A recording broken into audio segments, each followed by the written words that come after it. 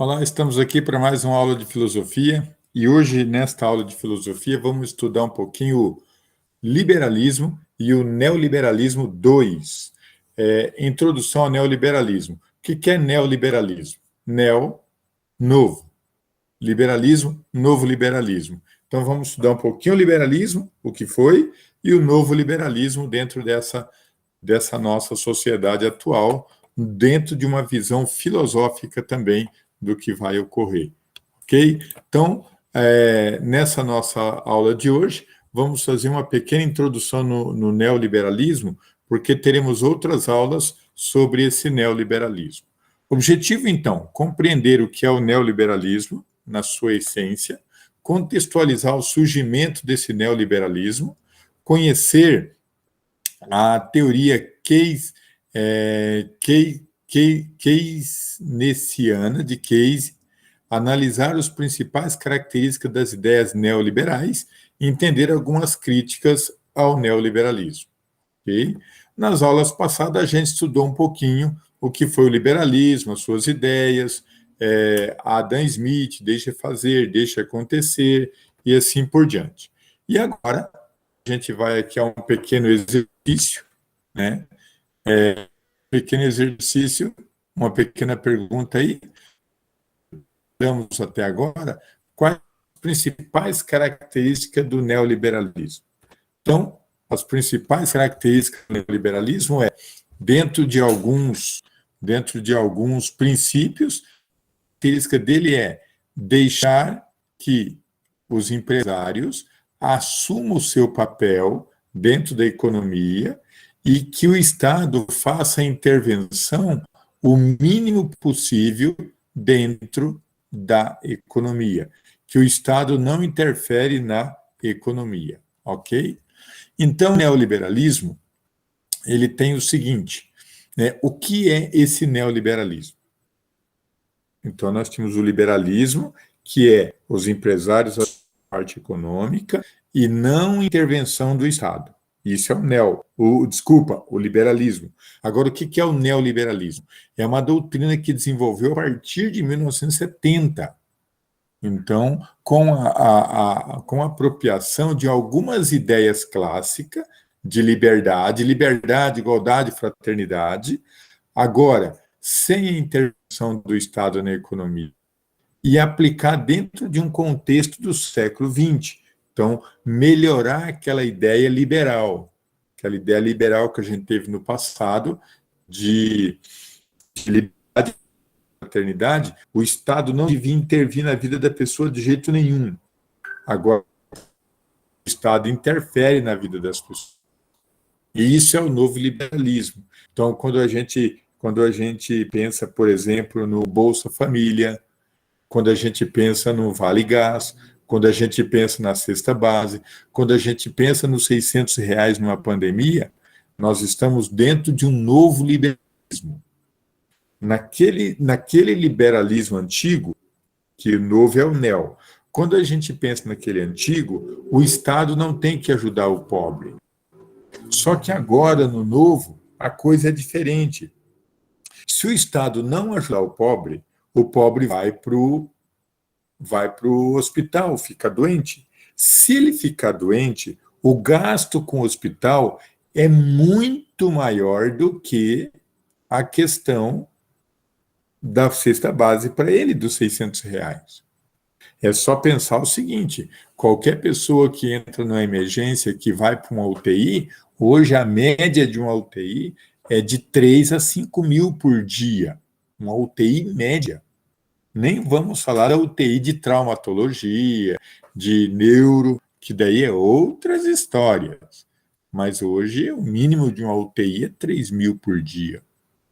Então, não é interessante para o Estado ter essa pessoa doente. É interessante que ele dê comida para ela, para que ela coma, para que ela tenha saúde, para que ela não precise do hospital. Que no caso, se ela precisar, o hospital é muito mais caro. Esse é o problema do novo liberalismo. Então, beleza, o Estado não vai intervir na vida da pessoa mais, no novo liberalismo, mas ele vai dar suporte para que essa pessoa viva. Então, no final do século XIX, a situação precária da classe trabalhadora, a ausência de direitos, a diminuição total do proletariado, quer dizer, a, né, diminuição total desses recursos que o proletário, que o trabalhador tinha, né, a dominação do grande empresário, né, as questões sindicais. Né, e aí culminou que, no início do século XX, 1919, a Bolsa de Nova York, que na época sustentava o mundo, a gente tem outras, a gente tem de Tóquio, a gente tem da Alemanha, outras bolsas que sustentam, mas na época era só a Bolsa de Nova York que sustentava o mundo. A gente, Nova York quebrou. Se ela quebrar, ela quebra o mundo todo, e ela quebrou o mundo todo. Então aí foi um grande problema, porque daí era o seguinte, quem tinha, por exemplo, hoje, se a gente for pensar em termos de dinheiro, não existe dinheiro. Todo mundo resolver ir no banco pegar o dinheiro que tem no banco, não existe esse dinheiro lá. Né? Então, esse é um problema. Então, na época, foi bastante problemático em 1929. Aí Keynes vai desenvolver uma teoria, em 1970, e a implementação das medidas neoliberais a partir de 1970. Então, vamos lá, um case aí, uma pergunta. A imagem ao lado do filme Tempos Modernos, de Charles Chaplin, né, retrata uma situação vivida pela classe trabalhadora do século XX. Então, o que acontece nessa questão aí? A questão está dizendo o quê? Da ausência de trabalho e a dominação pela burguesia. Então, a ausência de trabalho e a dominação pela burguesia. Aqui aparece um cara chamado John Maynard Keynes, né? Esse Keynes, ele nasceu em 1888, morreu em 1946. Ele criou uma teoria. Essa teoria econômica dele, ele era filósofo e economista, ele criou uma teoria de política econômica que se desenvolveu após a crise de 29 e que perdurou até 1970. Então, teve a crise 29, somente em 1970 que o mundo conseguiu dar a volta por cima depois daquela crise. Então, a crise foi em 29, aí vamos arredondar para 30, então 30, 40, 50, 70. O mundo demorou 30 anos para recuperar a crise de 29, que foi uma crise que acabou com tudo. E o Keynes vai ter aí uma obra chamada Teoria do Emprego, né? A Teoria Geral do Emprego, do juro, da moeda, que ele lançou em 1936. E essa teoria faz uma crítica que é a teoria do Adam Smith, deixa acontecer sem intervenção do Estado. Nessa teoria, ele trabalha as altas arrecadações de impostos, que é mais ou menos aquilo que a gente tem no Brasil hoje. Ele fala da intenção de aliar-se à eficiência econômica à liberdade no caso individual, em foco da justiça social. Então, vamos dar liberdade para o ser humano que ele produz. Ele tem uma proposta também que o Estado deve intervir com a intenção de garantir alguma regulamentação econômica de investimentos, empresas tal. Nessa ideia dele, nasceu Caixa Econômica, que é um investimento em dinheiro para poder sustentar algumas coisas das questões sociais. Nasceu Caixa Econômica, nasceu o Banco do Brasil e assim por diante. E a influência política do Estado no bem-estar das pessoas. Então, o Estado tem que oferecer o bem-estar para as pessoas, e isso vai se dar através de uma coisa chamada, muito criticada hoje, assistencialismo, que tem que ser garantido pelo Estado. Então, o Estado vai ser o quê? Um assistencialista do povo, principalmente dos mais pobres. E o que o Estado vai fazer? O Estado vai trabalhar exatamente nessa ideia aí, ó. Proteger o cidadão, proteger a mãe, já na gravidez, a questão médica, INSS, proteger o idoso, a questão do trabalho, tudo isso, esse aparato de seguridade social tem que ser garantido pelo Estado. Só que aí vamos pegar, por exemplo, só o INSS. Eu estou trabalhando hoje, eu estou pagando o INSS e tem gente que está recebendo esse INSS. Então, eu tenho que ter uma garantia de que os mais novos vão chegar na minha idade, vão estar trabalhando e vão estar pagando o INSS para eu receber também. Veja que jogo. Então, é assim, vamos pensar assim, hoje tem tantos milhões de trabalhadores. Então, esses tantos milhões, daqui 30 anos, estarão aposentados. Mas daí virá outros milhões que vai trabalhar, que vai pagar INSS e que vai garantir a aposentadoria de quem já não está trabalhando mais. Mas aí que está um problema. Eis o problema desse INSS. E se o pessoal começar a parar de trabalhar com carteira assinada e não pagar o INSS? Então, o Estado já pensou nisso também. E daí ele vai criar a MEI. Por isso que hoje tem bastante empresa com MEI. Por quê? Eu deixei de trabalhar, comecei a fazer um servicinho extra e por aí, e esse servicinho extra começou a me dar dinheiro. E eu não voltei mais para ser empregado. Então falou: você não vai poder continuar nessa história, não. Você vai ter que abrir uma MEI, prestar serviço, pagar INSS, pagar fundo de garantia. Então, veja bem que o Estado ele não perde nesse sentido, ele é bem inteligente. Né? De acordo com a teoria política econômica de Keynes, né, assinale, então, a verdadeira e falso vai ficar todas verdadeiras. Né? O Estado não intervir na economia tal, e na inspiração de Keynes aí na B, ao bem-estar social das pessoas e assim por diante. Principais características agora vem um novo liberalismo com Keynes. Esse novo liberalismo prevê o quê? Esse novo liberalismo que vai vir após 1970 vai fazer uma forte crítica ao Keynes. Por quê? Porque não quer essa política de assistência social, essa política de paternalista. Tem que deixar o indivíduo ser empreendedor em vez de dar o dinheiro para ele. Eu vou ensinar a pescar, não vou dar o peixe. Essa que é a crítica feita a Keynes. Porque Keynes o Estado tem que dar tudo para o trabalhador. Não é assim. Né? Quem pegou essa ideia de Keynes foi muito os partidos de esquerda. Né? Aí, se a gente jogar PT, até o PSDB, PV, ou seja, as ideias socialistas e anarquistas, principalmente as ideias socialistas, adotaram muito essa ideia de Keynes, que é o Estado ter que dar tudo para o povo. Segunda crítica, defesa do retorno do mercado livre, deixa fazer, deixa acontecer, desburocratizar o Estado, deixar que o povo faça a sua história. Então, o ideal do Estado mínimo, ele vai trabalhar nesse novo liberalismo, defesa das privatizações do serviço público.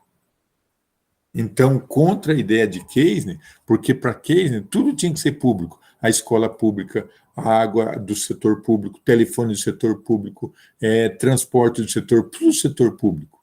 O novo liberalismo, não. Nada do governo. Tem que ser privado, tem que ser particular. E aí, mas isso é meio complicado. Agora, para você ter uma ideia, que essa ideia de Keynes é tão criticada hoje, que hoje já se fala até no Paraná em privatizar a escola pública. Tornar a escola pública a escola particular. E essa ideia está bem amadurecida já no governo paranaense, como está amadurecida em outros governos de outros estados. Professor, como é que seria? Vai acabar com a escola pública? Não, não necessariamente. Se passar para a iniciativa privada, vai ficar mais ou menos assim. Vamos por assim, ó, empresas grandes de Cascavel, elas vão pagar para manter a escola. E em troca do que elas pagaram, elas vão deduzir no imposto que elas têm para pagar para o governo. Ao invés do governo pagar, ao invés do governo assumir a escola, vão pegar, por exemplo, lá no bairro de vocês. A escola lá, por exemplo, uma empresa como uma empresa qualquer de Cascavel, não vou citar nome aqui porque vai ficar gravado na internet, mas uma empresa qualquer assume a escola de vocês. O tanto de milhões que essa empresa tem que pagar para o governo de imposto, ela mantém a escola. Mais ou menos isso. Redução dos tributos, flexibilização dos direitos trabalhistas. E, ó, essa flexibilização dos direitos trabalhistas já começou no governo do PT, lá com a Dilma e com o Lula, né? E agora concretizou mais algumas coisas no governo Bolsonaro, mas já tinha começado lá atrás no governo Lula e agora no governo Bolsonaro se implementou, né? A redução do poder sindical. Então hoje o sindicato não tem mais tanto poder igual antigamente, né? E agora vão alguns pensadores, né? Aqui nós temos esse Augusto. Augusto é de 1819 a 1992, então morreu há pouco tempo, né? É um filósofo austríaco, economista austríaco, né? Considerado um dos maiores representantes da escola austríaca de pensamento econômico, né? Contra Keynes. Então, aqui todo mundo agora, depois de 1970, todo mundo vai descer o cacete em Keynes. Então, oposição a Keynes, que é assistencialismo, oposição ao socialismo, né, que de acordo com ele, tem que ser resultado lógico e totalitarismo. Então, para ele, o socialismo, ele tem acordo com ele de acordo totalitarista, ele não gosta disso, ele quer que o povo trabalhe.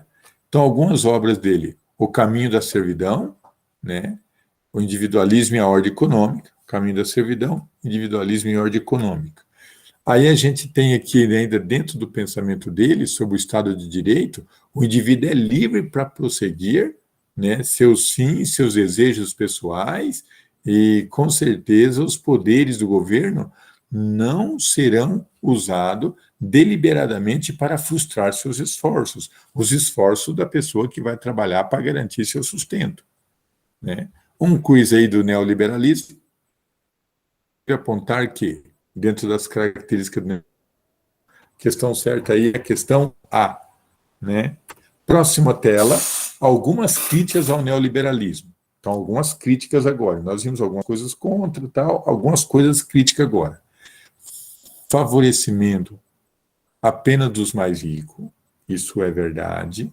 Aumento da desigualdade social, aumenta bastante nesse novo liberalismo.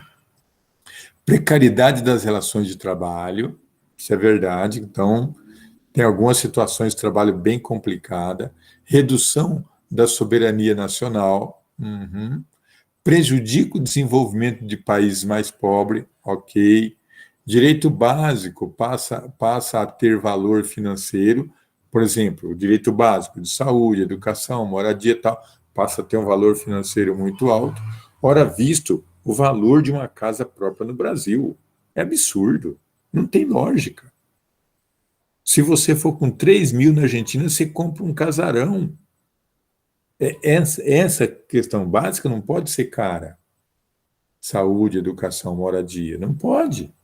Mas, infelizmente, é caro. E isso só distancia o pobre do rico. Tá? A imagem ao lado ilustra uma das principais críticas dirigidas ao neoliberalismo. A saber qual é essa? Então, a letra certa é a letra A, né, a precariedade do trabalho, tal, e assim por diante. Revisão. Compreendemos um pouquinho esse novo liberalismo, o surgimento dele, como que ocorreu, né? Essa crítica ao Keynes, porque o Keynes vai querer o paternalismo, o assistencialismo e tudo mais que ocorra nessa sociedade. Bom, foi essa então essa nossa aula que tivemos, falando um pouco sobre esse novo liberalismo que aconteceu a partir de 1970.